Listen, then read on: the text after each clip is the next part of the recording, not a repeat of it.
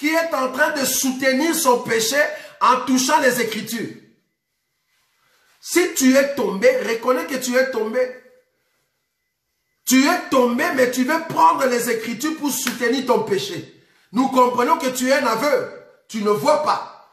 Mais nous qui continuons, quand je tombe, je comprends que je suis tombé, je me répands.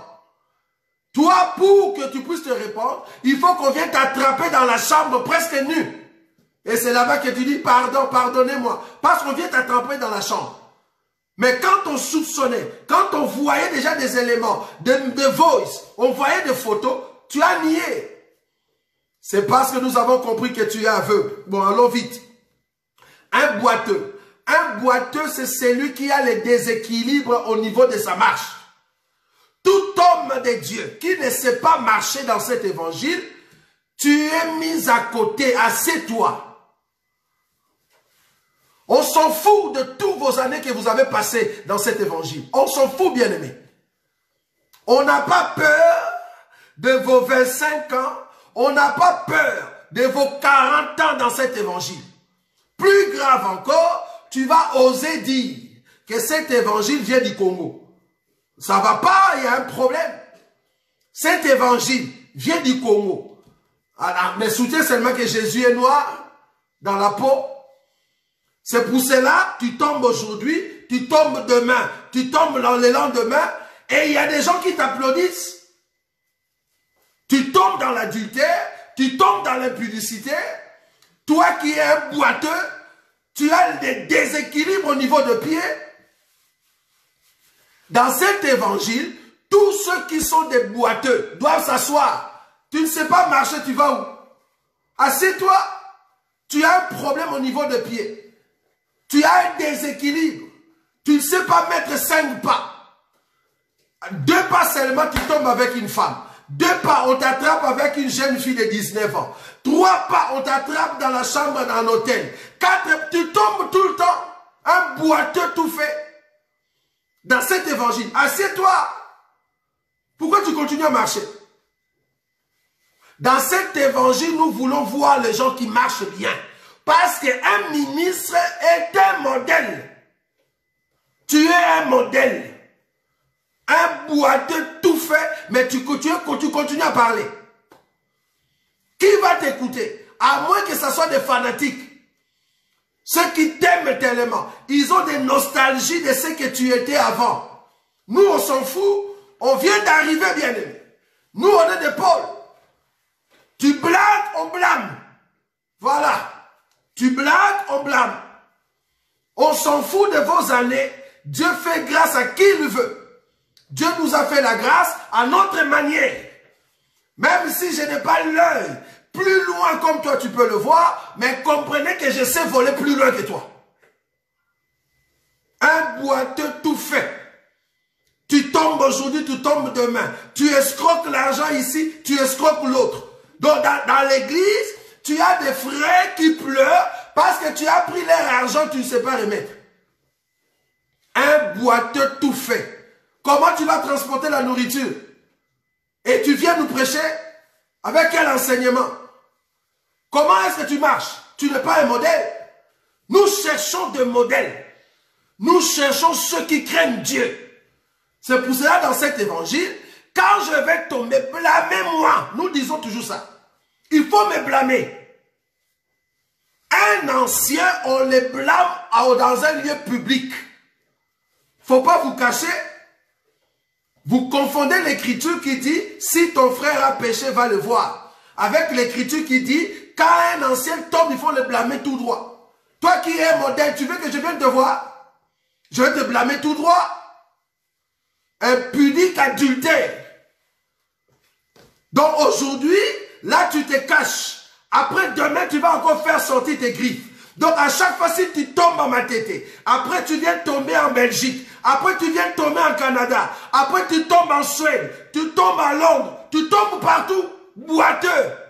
Tu ne sais pas marcher, tu es un boiteux, tu as les déséquilibres au niveau des pieds. Alors assieds-toi, pourquoi tu marches? Assieds-toi. Tous les boiteux ne peuvent pas prêcher.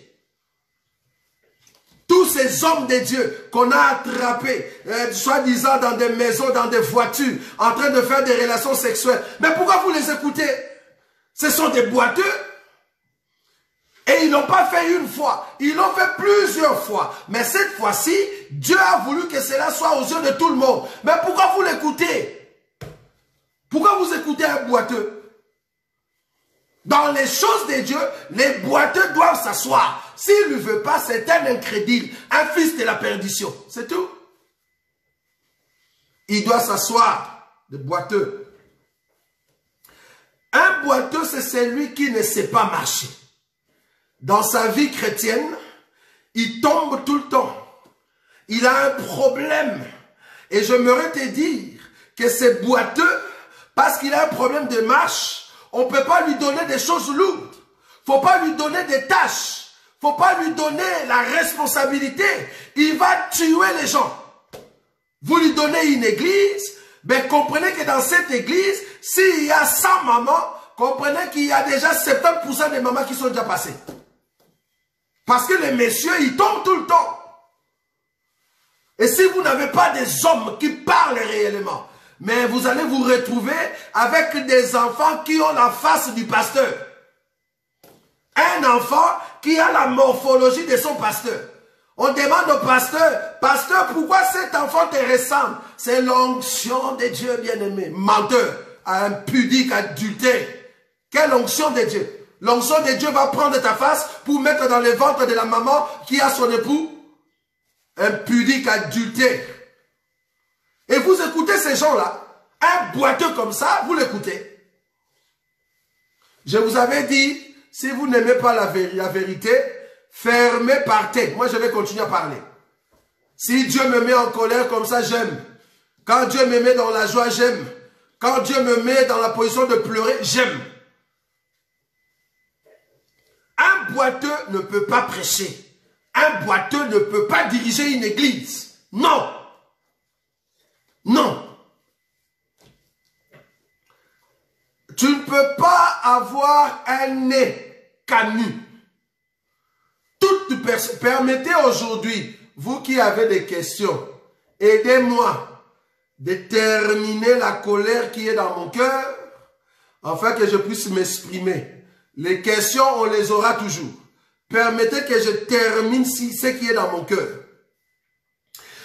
Un homme de Dieu ne peut pas avoir un nez canu. C'est-à-dire, un nez qui est court et le nez ne sent pas l'odeur. Regardez, je vais prendre une écriture. Psaume chapitre 115. Psaume chapitre 115, le verset 5. Je vais prendre une écriture. Je prends d'abord le verset 2. Psaume chapitre 115, le verset 2. Pourquoi les nations diraient-elles, où donc est leur Dieu? Notre Dieu est au ciel.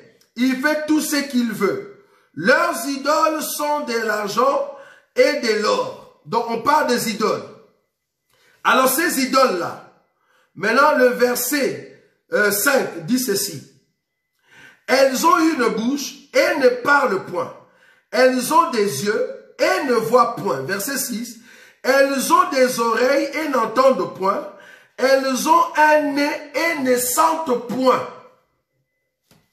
Le nez a été créé pour sentir.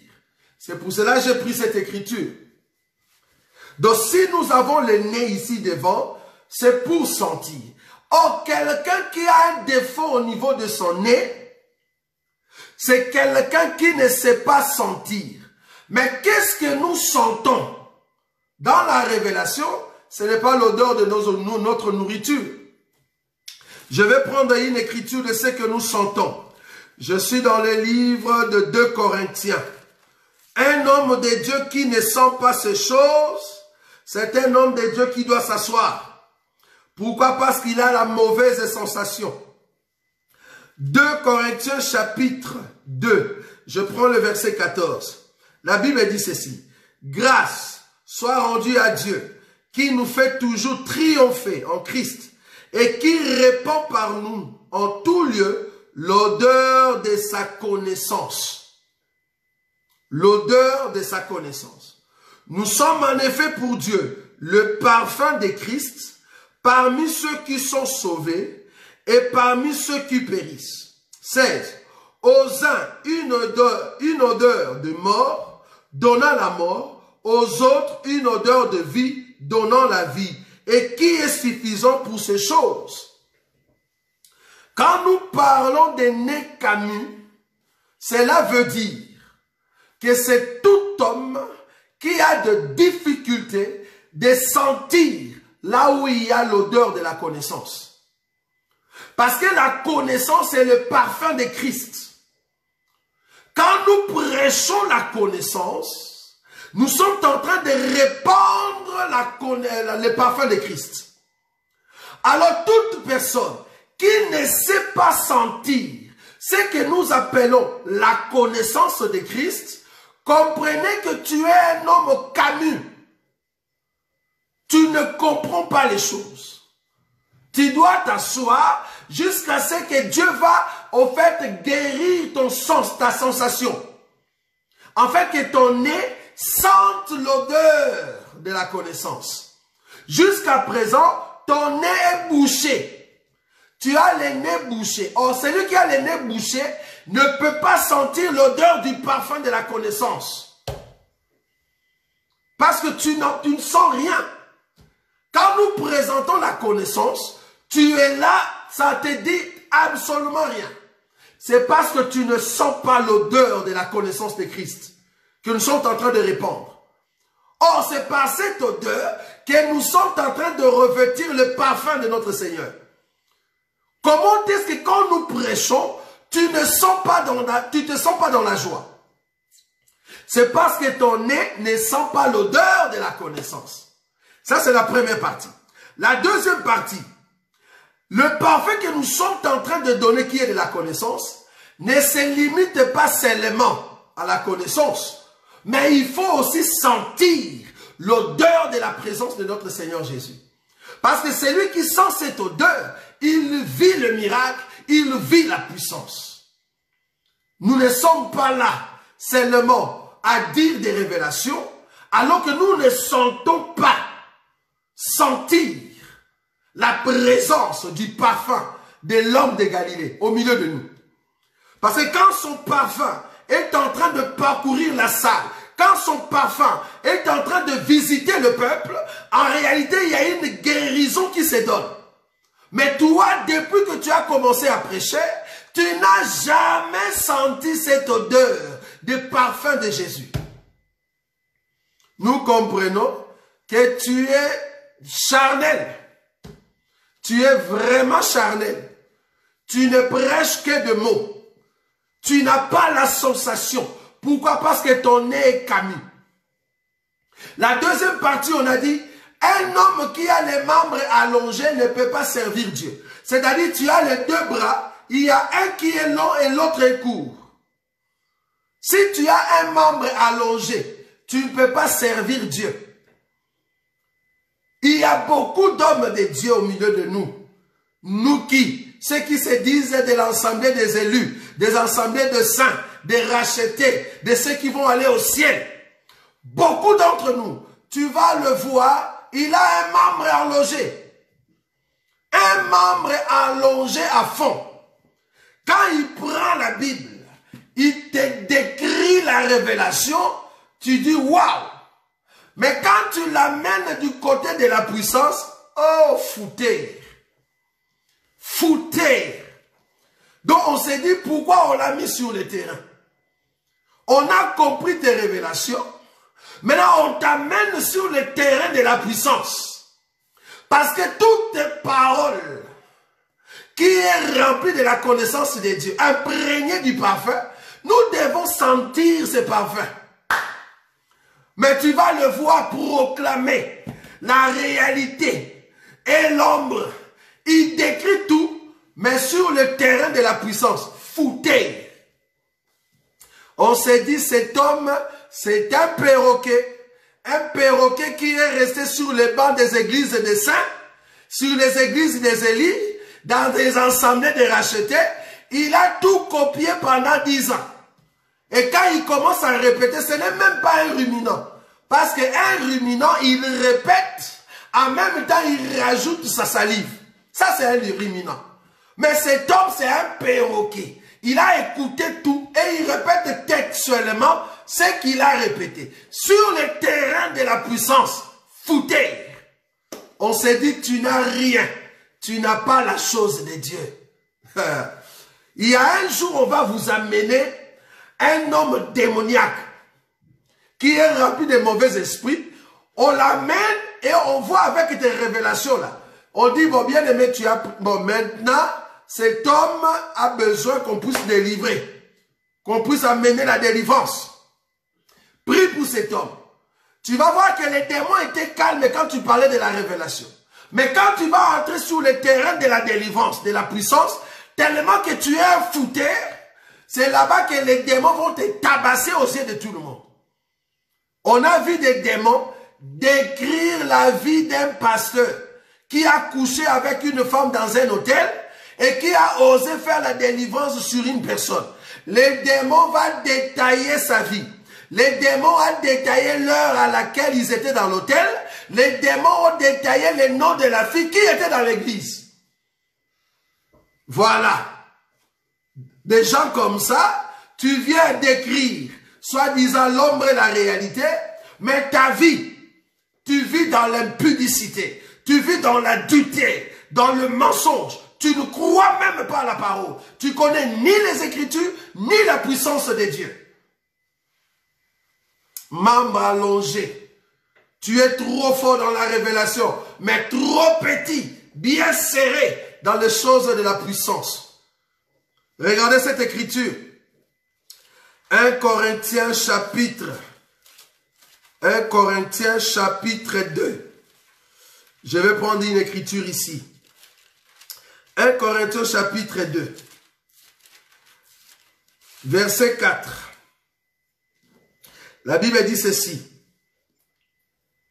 Et ma parole et ma prédication ne reposaient pas sur les discours persuasifs de la sagesse, mais sur une démonstration d'esprit et de puissance, afin que votre foi soit fondée non sur la sagesse des hommes, mais sur la puissance de Dieu. Nous voulons prêcher la profondeur de Dieu, nous disons Amen. Mais ajouter à cela la puissance de la parole. Le peuple a besoin de voir Jésus qui leur a parlé, le voir en acte. Très important, bien aimé. Je vais rajouter une autre écriture. 2 Timothée. Comprenez que je suis en train de donner des écritures comme ça, mais c'est un grand enseignement. Je suis en train de prendre des grandes lignes, parce que c'est une émission. 2 Timothée chapitre 2. Je vais prendre une écriture. 2 Timothée chapitre 2. Je prends le verset 16. La Bible dit ceci. Ô Timothée, évite les discours vains et profanes, car ceux qui le tiennent avanceront toujours plus dans l'impiété. Et leur parole rongera comme la gangrène. De ces nombres sont Hyménée et Philette, qui étaient des hommes de Dieu aussi. Hyménée et Philette, qui se sont détournés de la vérité, disant que la résurrection est déjà arrivée, et qui renversent la foi de quelques-uns. Néanmoins, le solide fondement posé par Dieu subsiste, avec ses paroles qui lui servent de sceau. Le Seigneur connaît ceux qui lui appartiennent, et quiconque prononce le nom du Seigneur, qui s'éloigne de l'iniquité. Quiconque prononce le nom du Seigneur, qui s'éloigne de l'iniquité. Toi, ta prédication, tellement tu as un membre allongé, tu parles bien de la vérité. Tu expliques l'ombre et la réalité. Mais du côté de la prière, fouté. Tu ne sais pas prier. Tu pries, tu commences, 10 minutes déjà pour toi, c'est beaucoup, c'est trop lourd. Tu ne sais pas prier. Prier 1 heure, tu es trop lourd. Tu as un problème très sérieux. Tu as un membre allongé. Révélation, oui, c'est bon. Mais du côté de la puissance, 0. Et plus grave encore, tu tombes tout le temps dans le péché. On s'est dit, tu es quel homme de Dieu? Tu es quel modèle? Quel est le modèle que tu es en train de nous montrer? Nous comprenons que tu as un grand souci. Tu as des défauts corporels. Assieds-toi. La nourriture est là, tu vas manger. Dieu ne refuse pas de te donner la nourriture. Mais cependant, au-delà du voile, tu ne vas pas entrer. Tu seras parmi les vierges folles. Au-delà du voile, il y a seulement ceux qui vont aller ensemble avec le pou, la vierge sage. Parce que ce sont eux qui entrent au-delà du voile. Mais toi, avec tes défauts corporels, mange seulement le pain de proposition. Tu vas rester dans les lieux saints. Mais dans les lieux très saints, tu ne vas pas entrer. Au-delà du voile, ce n'est pas pour toi. Tu restes dans les lieux saints pour manger le pain. Mais tu n'entreras pas là où Dieu est en train de parler face à face avec Aaron. Là-bas, tu n'entreras pas. Tu vas rater l'enlèvement parce que tu vis dans des débauches. Un boiteux, les nez camus, bossu. C'est parce que tu vis dans le péché. C'est grave. Tu as des membres allongés. Tu ne sais pas très bien expliquer les deux côtés. La puissance, tu es 0. Mais l'enseignement, tu es trop fort. Il y a d'autres. L'enseignement, 0. Mais côté puissance, trop fort. Tu as un membre allongé. Tu pries trop. Mais tu ne sais pas expliquer l'écriture. Tu es un aveugle. Tu as un défaut corporel. Nous sommes en train d'expliquer les choses dans la profondeur. Tout ceci s'apprend. Nous avons eu le temps d'apprendre avec beaucoup d'humilité. La seule chose qui va t'aider, c'est l'humilité. Sans l'humilité, tu ne sauras pas apprendre ces choses. Dernier élément. Parmi la descendance d'Aaron, nous ne pouvons pas trouver un homme qui a un pied ou soit une main fracturée. J'aime ça. Un pied ou un membre ou une main fracturée. C'est-à-dire, au départ, cette personne était bien. Mais parce qu'il marche dans la turbulence, tu étais bon au départ, mais voilà que tu es tombé et tu t'es fracturé. Si tu t'es fracturé, tu t'es fracturé au niveau du pied ou au niveau de la main, la Bible te dit, il ne faut pas prêcher. Quand nous parlons de la fracture ici, nous voulons dire à tous ces hommes de Dieu qui ont commencé par l'esprit, à tous ces hommes de Dieu qui ont commencé dans la connaissance et dans la puissance. Vous avez commencé bien la marche, mais voilà après, vous êtes fatigué, vous êtes tombé. La Bible te dit, assieds-toi. Ça, c'est un bon conseil que nous sommes en train de vous donner. Assieds-toi, écoute. Dieu va te ressourcer. La seule personne qui peut encore apporter un miracle dans vos vies, c'est le Seigneur Jésus. Quand tu tombes, quand tu as un défaut corporel, assieds-toi. Ne fais pas la tétitesse. Tu vas aller en enfer. Je préfère encore que tu sois parmi la Vierge folle. Parce que tu vas rater l'enlèvement avec ces comportements. Au lieu d'aller en enfer, assieds-toi. Essaie de te redresser, de te repentir et que tu te remettes encore au service. Mais quand tu fais la tétitesse, tu es en train de dire que tu es incrédule. C'est-à-dire en toi, tu ne veux plus recevoir la parole de Dieu. D'autres plus graves encore, ils ont des gales. Aïe, aïe. Il y a d'autres qui ont des gales. Des gales, c'est-à-dire il y a des boutons avec des pus à l'intérieur. Mais ils ont mis des habits, tu ne peux pas le voir parce qu'ils viennent de se laver. Mais attends seulement que ces gales commencent à faire de démangeaison. Quand il va commencer à gratter et qu'il y a l'eau de ce plaie qui sort, c'est là-bas qu'il va sentir mauvais. Donc un temps, il est propre. Après quelques temps, tu le vois dans l'odeur bizarre. Nous avons des hommes de Dieu comme ça. Au milieu de vous, tu le vois calme. Un saint qui vient du ciel. Mais à l'intérieur, c'est un homme qui a des gales. quand ça va faire la démangeaison, vous allez sentir l'odeur, vous dites, mais ça c'était un frère, oui ou non? Un impudique à fond. Il vient au milieu de vous à Bruxelles, très calme, un homme gentil, un homme bon, alors que c'est un sorcier, un sorcier tout fait. On s'est dit, comment est-ce qu'il a touché la Bible pour commencer à prêcher? Comment est-ce qu'un impudique de ton genre, tu peux toucher la Bible et prêcher? Tu as des gales, un frère en Christ, comme ça, avec des gales à l'intérieur. C'est grave. Tu sens mauvais. Et à chaque fois que la plaie commence à sentir mauvais, tout le monde le sait. À chaque fois que tu tombes dans le péché, c'est toujours un péché que tout le monde apprend. C'est grave. Tu n'es pas un frère bien-aimé. Tu as un problème sérieux au niveau de ta santé spirituelle. Assieds-toi, demande pardon, ne prêche plus. Tu fais des tétités pour rien. Assieds-toi. Tu as des tâches de péché partout. Il y a même des gens qui te réclament dans d'autres pays. Tu as fui le Congo, tu viens ici. Tu fuis ici, tu vas aux États-Unis. Tu fuis les États-Unis, tu vas à Londres. Tu as des tâches partout. Tu as laissé des traces. Comme Jacob, tu as laissé des traces sur les agneaux. Dans des églises, tu as laissé des bêtises. Tu es sorti avec la maman telle, la maman et sa fille. Tu es sorti avec la fille et sa copine. Donc tu as laissé des traces. Impudique, adultère. Quel péché. Ça sent mauvais. Craignez Dieu et donnez-lui gloire. C'est ça l'évangile éternel, bien-aimé. L'évangile éternel, ce n'est pas de sortir avec les femmes d'autrui. Non. Évangile éternel, c'est craigner Dieu et donner-lui gloire.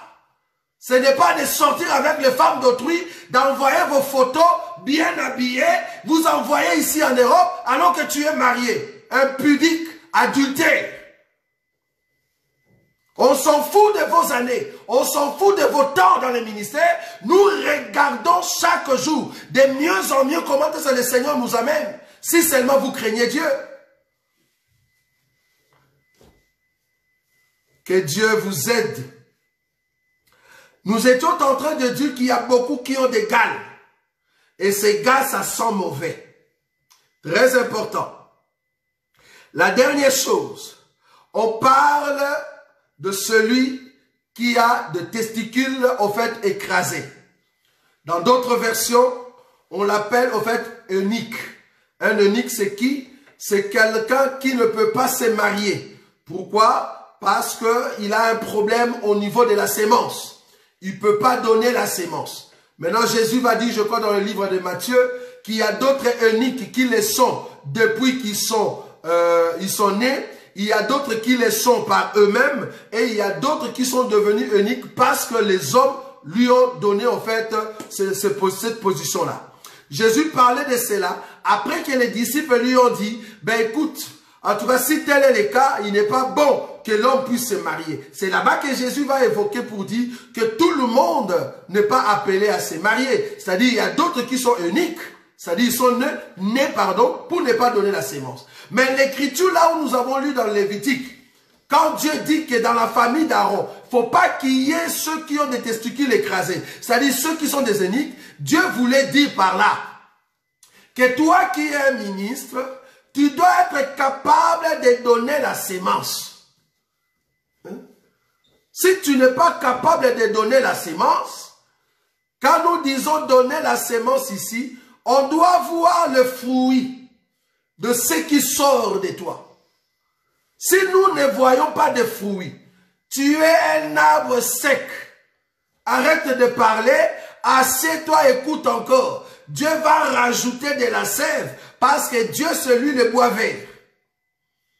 Tu parles, mais il n'y a pas de fruits. Tu es un arbre qui n'a pas de vitamines. Tu n'as pas la sémence. C'est vrai, tu es gros, tu marches, mais tu n'as pas la sémence parce que tu as le testicule écrasé, bien-aimé. La force de donner la sémence, tu ne l'as pas. On peut te voir parler, mais on sent qu'en toi, tu n'as pas la capacité d'engrosser. Voilà, c'est ça le mot. Tu ne peux pas engrosser, avoir des enfants. Un ministre, c'est un modèle. Comme Paul l'a dit, je sais que vous avez plusieurs maîtres, mais cependant vous n'avez qu'un seul Père en la foi. On doit avoir ceux qui ont écouté la parole de Dieu et qui manifestent la vie de Dieu. Mais toi, depuis que tu es là, ça fait 50 ans que tu prêches, il n'y a aucune personne qui ressemble à ton enseignement. Mais tu ne comprends pas que tu ne donnes pas la sémence. Pourquoi tu ne t'arrêtes pas? 50 ans de ministère, 35 ans de ministère, 20 ans de ministère. Il n'y a aucun homme qui est sorti de toi. Mais ta sémence ne passe pas. Tu as un problème au niveau de la sémence, bien-aimé. Tu as un problème. Parce qu'on doit voir le fruit de ce qui sort de toi. Parce que ce qui sort de toi, nous croyons que c'est l'enseignement spirituel. Or, quand l'enseignement spirituel sort, l'enseignement spirituel tombe dans les vies des hommes. Or, ces hommes-là deviennent aussi spirituels. Mais depuis que toi tu prêches un enseignement spirituel, mais nous ne voyons pas des hommes spirituels, mais nous voyons des rebelles. Les gens qui insultent, des gens qui entrent dans des débats pour insulter. Nous voyons déjà un pudique qui sort de toi. Mais c'est grave. Des insolents dans l'évangile. C'est comme si vous avez pris l'évangile en esclavage, en esclavagisme, ou vous avez pris l'évangile comme étant un moyen pour vous aider à faire le mal. Nous avons compris que c'est un grand souci. Or, l'évangile, c'est un évangile de paix. Parce que nous proclamons la paix partout dans le monde. Si vous avez un défaut au niveau de vos cœurs, au niveau de votre esprit, au niveau de votre âme, comprenez que tu ne peux pas servir Dieu. Assieds-toi. Si seulement tu viens du ciel, prends le temps d'écouter. Demande à Dieu de te briser, afin que cet enseignement, afin que cette parole te change à l'intérieur. Sinon, tu vas faire des gaffes. Tu vas faire des gaffes et de bêtises. Tu ne seras pas différent de Mukuna. Aujourd'hui, il est en prison. Tu ne seras pas différent de, qui ça, votre pasteur qui prêchait tout le temps, Coutinho Fernando, qui est maintenant avec l'AVC sur son corps, mais qui continue toujours dans l'impudicité, dans l'adultère. Nous, on n'a pas peur de ces gens-là. Il a l'AVC, il a un problème au niveau de sa santé, mais qui continue encore à draguer des filles sur Facebook. Il n'a même pas honte, cet homme-là. Pourquoi? Parce qu'ils ont des défauts corporels. Ils ne peuvent pas servir Dieu. Ils ont un problème au niveau de leur vie. Voyez les gens comme les mbires. Donc on l'a attrapé avec des images, preuve à l'appui, mais il continue à nier et il continue à chanter Ozananga Munanga. N'importe quoi. Donc c'est des incrédules alors. Donc Nzamba Nanga Munayo, Namasu Munayo. Et vous croyez que ces gens-là, il faut l'écouter. Un boiteux comme ça. Deux fois, c'est vous qui aidez ces gens-là à croître dans leur péché. Au fait, nous avons compris que le diable a envoyé ses filles dans l'église pour soutenir ses enfants, ses fils, qui sont des pasteurs, afin de tomber avec tout le monde dans l'église, pour suyer le nom de notre Seigneur. Donc, quelqu'un qui est tombé, on a pris des images. On a vu des images. On l'a amené au tribunal. Mais qui est en train de nier. Et en même temps, il chante Nzamboza Nanga Munanga. Et puis tu mets le titre Tokoka Moussa Mokini. Oka Moussa Nan. Bon, on a raison. Oka Moussa Penza Mokini. Parce que nous autres, Oka Moussa Bisote. Oka Moussa Nan. Toka Moussa Mokini. Nous allons surprendre le monde. Avec quoi? Avec tes péchés d'adultère. Avec tes femmes que tu as mis plus de 100 vidéos dans ton portable. On s'en fout de tous ces gens-là. Ce sont des gens qui amènent au fait de la séduction. Des gens qui amènent des problèmes. Ils ont des défauts corporels. Il ne faut jamais fermer la bouche devant ces gens-là. Et du reste, pour aller au ciel, c'est pas beaucoup de tribulations, on n'a pas peur. Donc et Dieu aide tous ces gens-là qui marchent dans le péché. Oh, si seulement vous pouvez comprendre. Quand nous disons ces choses, comment est-ce que Dieu met en nous la crainte de son nom? Si seulement vous pouvez comprendre. Si seulement vous pouvez comprendre, quand nous disons ces choses, comment est-ce que Dieu va mettre en nous cette façon de vivre avec beaucoup de prudence? Nous sommes des humains, bien-aimés. Vous ne savez pas des tentations, comment ça nous survient. Et comment est-ce que Dieu nous a aidés pour sortir. Hein, bien-aimé? Quand la Bible dit, aucune tentation ne peut survenir, qui ne peut être au-delà de tes forces, cette écriture est vraie pour les enfants de Dieu.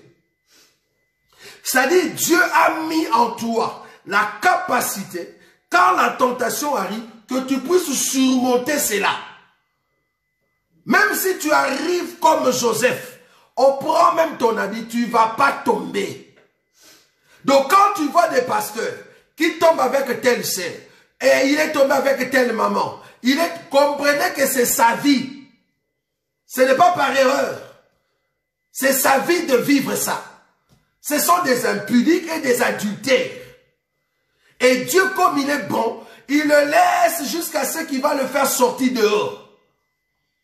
Donc quand nous voyons ces gens-là avec des vidéos, ça ce ne sont que des flashs.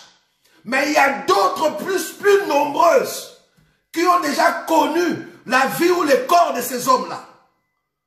Des boiteux, des aveugles, ils ont des gales. Et ça sent mauvais partout. Oh, que Dieu nous aide. Parce que nous sommes de la race élue. Et Dieu de gloire nous a protégés. En tout cas, c'était un plaisir d'être avec vous. Permettez aujourd'hui que je ne puisse pas répondre à beaucoup de questions. Nous allons répondre à vos questions prochainement. Écrivez-nous encore, écrivez-nous davantage. Et je crois le vendredi prochain, on viendra ici. Peut-être on va exhorter juste pour 10-15 minutes. Et on entre directement dans des questions. Donc préparez vos questions tout au long de cette semaine. Avec les questions que nous avons aujourd'hui, nous allons le vendredi directement entrer dans des questions-réponses. Donc amenez vos questions prochainement parce qu'aujourd'hui, nous avons compris que Dieu voulait vraiment nous avertir. Dieu voulait m'avertir. Dieu voulait t'avertir. Afin que tu ne puisses pas vivre la vie des débauches. Que tu ne sois pas une personne qui vit dans le péché et tu trouves ça normal. Ce n'est pas bon pour un enfant de Dieu qui vit dans le péché et qui trouve ça normal. C'est-à-dire, tu es en train de vivre dans l'adultère. Tu sais toi-même que tu es marié. Alors qu'en même temps, tu as des relations dans l'intimité, dans les cachettes avec une autre personne. Et cette relation est en train de croître. Mais tu pries. Tu cherches l'abomination pour rien sur ton corps, sur ta vie. Un enfant de Dieu ne vit pas comme ça. Donc toi-même, tu es marié, tu es dans la maison avec ta femme, tu es dans la maison avec tes enfants, mais tu sors avec une soeur quelque part. Et c'est vraiment dans l'intimité, tu mens à ta femme, je suis parti en congé. Vraiment ta femme, tellement qu'elle t'aime, elle a repassé tes habits, tes pantalons. Soit disons que tu pars en congé. Soit disons que tu pars dans une retraite. Alors que tu pars pour sortir avec une autre femme. Et cette femme, c'est la sœur dans l'église. Bon, enfin, je ne sais pas. Il faut vraiment avoir un cœur où le diable a déjà gagné ton cœur, quoi. Parce que la sensation que tu peux avoir, c'est de pleurer à fond. C'est de pleurer. Comment tu vas prier? Qu'est-ce que tu vas dire à Dieu? Comment? Tu vas dire quoi? Parce qu'avant de prier, il faut que tu dises à ta femme ce que tu as fait. Il faut que tu lui dises. Sois sincère, dis-lui ou Dieu là, qui écoute, j'ai fait ça. Alors il faut être courageux. Tu l'as fait combien de fois? Combien de fois tu as trompé ton mari? Combien de fois tu as trompé ton mari qui était au travail et toi tu es resté à la maison, mais tu sors avec quelqu'un? Combien de fois tu as trompé ta femme? Mais vous n'avez pas peur de Dieu, vous n'avez pas crainte de ses noms, mais vous priez. Waouh, alors le Seigneur a raison. Étroite est la porte qui mène au ciel. C'est seulement peu qui vont entrer par cette porte. Donc tu pries, mais en même temps tu sors avec un homme alors que tu es dans la maison du mariage. Mais c'est grave. Comment est-ce que tu es à l'aise? Hein, pasteur? Comment tu es à l'aise? Archibishop, archipape, comment tu es à l'aise? Tu sors avec une femme alors que tu as ta femme à la maison. Quand tu termines là-bas, qu'est-ce que tu vas dire à ta femme? Et après, tu vas prendre ta femme pour prier. Et tu viens imposer les gens les mains. Ouh là là, alors l'église, c'est vraiment un endroit où il y a des sorciers qui sont en train de vous envoûter. C'est la sorcellerie, bien-aimé. C'est la sorcellerie. Que Dieu nous ouvre l'œil ou les yeux, afin de bien voir qui sont ceux qui nous dirigent. Parce que les hommes de Dieu sont des modèles. Si seulement Dieu nous a appelés pour prêcher, c'est pour annoncer l'évangile de paix, qui prépare l'église à rentrer à la maison. Si tu ne sais pas préparer l'église, comprends que ta vie n'est pas encore prête pour servir Dieu. Alors assieds-toi, écoute l'enseignement, parce que tu as le droit de manger. Je ne dis pas que tu n'es pas un serviteur. Je dis que tu es un serviteur, mais tu as un défaut corporel.